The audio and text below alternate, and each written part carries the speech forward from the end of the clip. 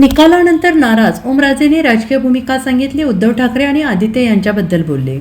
गेल्या 4 दिवसांपासून धाराशिवचे खासदार ओमराजे निंबाळकर यांच्या राजकीय भूमिकेमुळे ते चांगले चर्चेत आहेत। त्यातच आज त्यांच्या वडिलांच्या म्हणजे पवनराजे निंबाळकर यांच्या हत्येप्रकरणी न्यायालयाने निर्णय दिला आहे।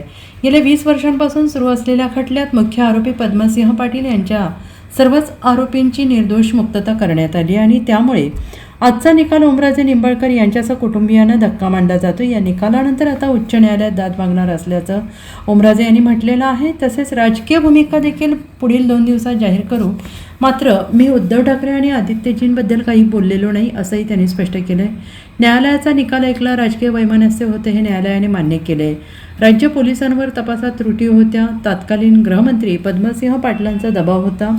त्यानंतर उच्च न्यायालयाकडे आजही आम्ही याचिका दाखल केली। त्यानंतर तपास सीबीआयकडे वर्ग झाला। या दरम्यान 3 वर्षांचा कालावधी गेला। सीबीआयने बरेच परिश्रम घेतले। आता आज निकाल आलेला आहे, त्याची कॉपी रात्री मिळेल। आम्ही सर्वोच्च न्यायालयात दाद मागणार आहोत। पण प्रश्न हा पडला की पवनराजे साहेबांना मारलं कोणी, हा आमच्या कुटुंबासमोर प्रश्न आहे। शेवटी हे कलयुग आहे, कलयुगात कायम निराशा पदरी पडते अशी भावनिक प्रतिक्रिया खासदार ओमराजेंनी सीबीआय न्यायालयाच्या निकालानंतर दिली आहे। 20 वर्ष कशाला म्हणतात, हा संघर्ष कशाला म्हणतात, या सर्व प्रक्रिया पार पाडल्यावर दोषींवर कारवाई होईल असं वाटलं होतं, पण न्यायालयाच्या निर्णयाचा मान ठेवायचा असतो। आता सर्वोच्च न्यायालयात दाद मागणार असंही ते म्हणाले।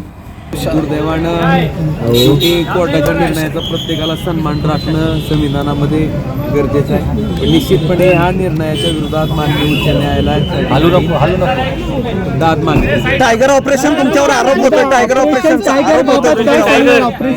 तुम्ही त्याच्या उद्धव ठाकरे एक लक्षात घ्या, मी उद्धवजीबद्दल आणि आदित्य साहेबाबद्दल केसला काही बोललेलो नाही। तुम्हीच काय नेमकं त्या ठिकाणी एक लक्षात घ्या, मला माझी भूमिका काही जरी ठरली तरी मी उद्धवजी आणि आदित्यजीबद्दल आधीही कधी बोललेलो नाही, आताही बोलणार नाही आणि भविष्यातही बोलणार नाही। माझी राजकीय भूमिका काही असेल, म्हणून मला आपल्याला इतकंच सांगायचं आहे की हां, ती मी ठरवेन माझ्या लोकांबरोबर चर्चा करून।